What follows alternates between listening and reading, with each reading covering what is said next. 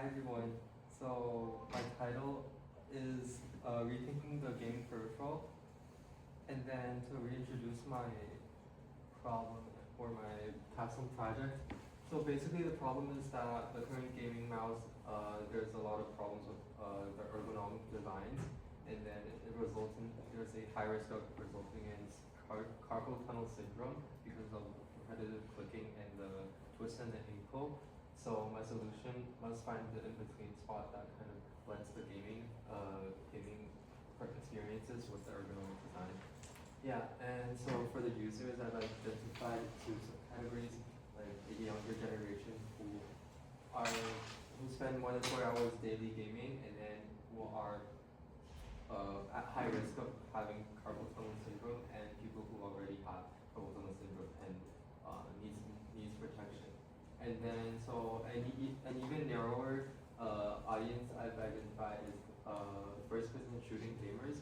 So this group of audience relies more on the repetitive clicking. So I thought it was interesting to focus on this. And then so the solution today I'll also touch on later in the next slide. So the existing ergonomics mouse are designed vertically, and they actually hinder gaming performance. And the second aspect is that they actually cause more problems. So they actually resolve carpal tunnel syndrome because it's other problems in the hand. So it's just a shift of the pressure in the hand. Yeah, and the business challenge I thought was just to find the in-between spot for balancing gaming experience and the ergonomic design.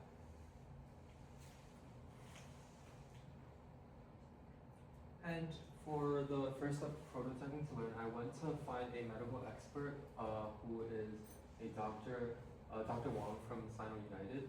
And then first I kind of validated my background research, and he kind of introduced me to like to explain it more simply, it's basically the twist on the wrist, like 20 degrees to 30 degrees wrist twist that compresses the nerves here. And then repetitive clicking, like from my research, repetitive clicking also increases the stress on the carpal tunnel. And yeah, and also he also said that in the Chinese market, the medical industry, like many public hospitals, actually don't treat carpal tunnel syndrome that well. Like they either tell you to do the surgery operation or to sleep. So I think it's very important in the Chinese market to prevent this issue. So there is a gap in the market. And then current existing products are those two over there. I've said that they're more vertically designed. However, like Dr. Wong said that he actually tried the Microsoft one on the right, and then it did to some extent relieve pressure here, like on the wrist. However, it's kind of, since it's vertically designed, it actually needs you to end up opposing the force for the index and middle finger. So you actually have to pinch in order to click. So this adds more pressure to this part of the hand. So instead of only the wrist. Yeah. And also it has very poor compatibility with gamer habits, and then so many gamers choose not to switch to this type of mouse. And then so I kind of drew some graphs to just illustrate how it works. So this is like pinching and how with the hand it works, and then that one is like how it oppresses the hand, the wrist. And then when I reimagined the mouse, I thought maybe I could make it so like I was thinking like in order to like put your hand straight without the twist, and then there should be a protection here for the wrist. So that's like a basic structure how I imagined my design would be. So it's either a vertical grip or a slightly slanted grip. So that was kind of the one to the right. And then so the sketch on the right is my final version. So I was kind of getting inspiration from like a gun grip. I found like an image online of like a game I played. So gun grip is kind of like this. So I thought it actually suits the audience who play FPS games. So and then so the clicking buttons are here, and then the scrolling button is here. You can use the thumb to scroll, and then there's another mic button here, and then sorry for the bad sketch, but this is kind of, those two are the same thing actually, and it's just like a top view, but I don't know how to like draw more accurately. And then, so it also looks kind of like a joystick, and then so those are where the inspiration came from, and then there would be like a cushioning here, and then yeah.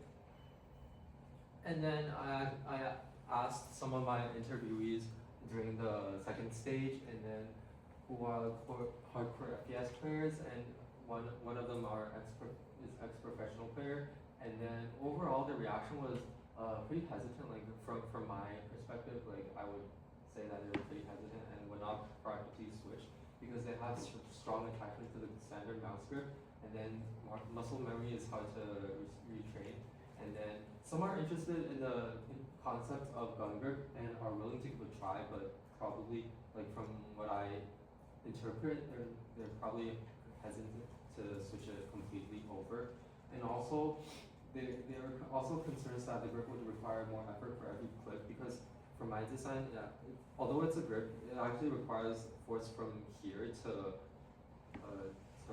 like the opposing force is actually becomes the palm, and then so like in this way, like the whole hand also has to use force for every click, so it's actually the reaction time is actually longer than the standard mouse grip.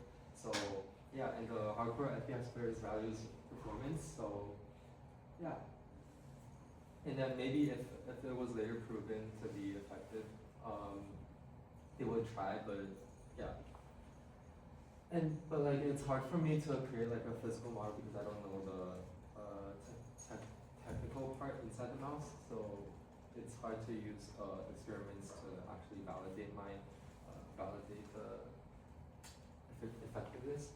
And then for the medical expert, I went back to the doctor, and he kind of affirmed my idea as a very innovative approach, but again, he said I needed the actual product to prove its effectiveness if I wanted like rigid proving. And so I decided to no go with my Capstone project because there's first from the users there's a high adoption barrier, and then so as an introducer there's high card stakes, and then there's muscle memory in the FPS player market, and then also I lack technical knowledge in engineering part, and then it's also difficult to do user testing with physical products. So I thought because it's like long term playing with the mouse, so I'm not sure how like with physical product we could like play for over hours. Yeah, and then for next step for next semester, I thought I was going to choose an alternative course, and some reflections of things I'm curious after the semester. First is understanding consumers. I thought it was very crucial to understand user habits, but I think it's hard to measure them because I could do them in interviews and interpret them, but I couldn't graphically or numerically measure them. So I thought I wanted to know how like feelings are quantifiable during user tests.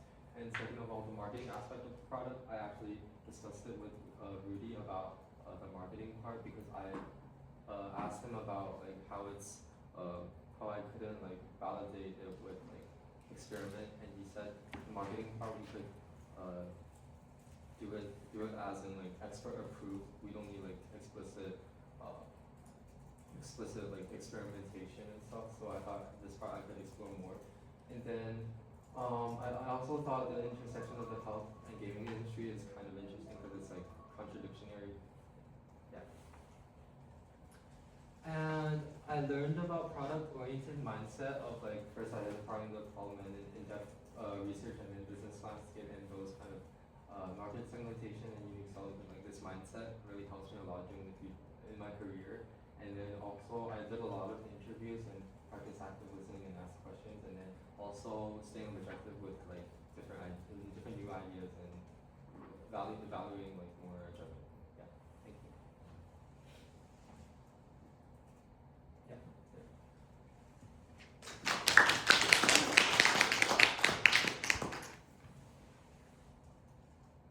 So I have a question regarding your decision with the logo because so you got two kind of responses. One is from the players and the other one is from the medical expert. Mm-hmm. So from the players, was it like through interviews or how did you know that their kind of inertia to switch is the reason for this to not be something you Yeah. experience? It's through interviews, but because I'm also a gamer, so most of the about half of the interviewees are people I know.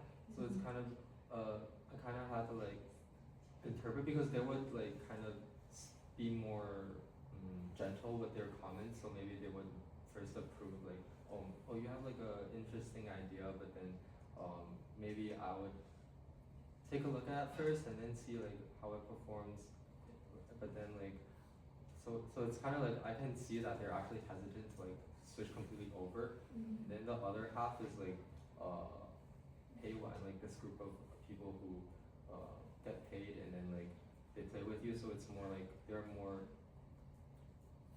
also kind of biased because you kind of pay for them, but then so it's kind of like I have to interpret how they actually feel about the product.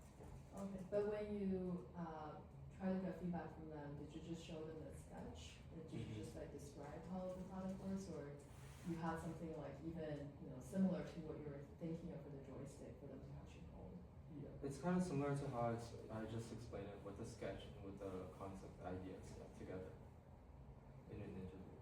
Okay, yeah, because I think like it kind of comes back to your own conclusion, right? Like if this is a very physical product oriented project, so I think like without actually presenting some shape or form that resembles what you're thinking of to the user, it's very hard for them to imagine, right? Because if they just look at the sketch, oh yeah, of course, I can't really see myself using this because I'm so used to what it was before.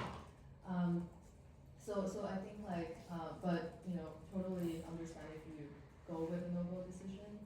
But I think it's just a little bit, I think, premature to conclude that this is not something, like a valid idea just because people have hesitant responses to something that was very preliminarily shown as a sketch. So, yeah.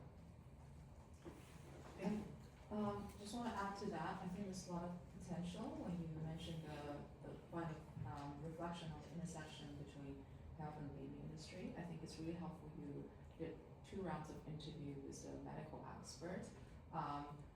Even without a physical prototype, which is hard to complete within the short term, right? I think just observing their existing behavior, like adding to their comments about the high priority to performance, to the usual habit, not just through interview, but if you actually do observe like how they play a game, and like based on your observation, adding your conclusion on top of their interview would be helpful. And if you're thinking of an alternative course, Noel will be offering a speculative design. That course will give you a lot of opportunity to actually play around with physical prototype. So I think if you're interested, you can think about that.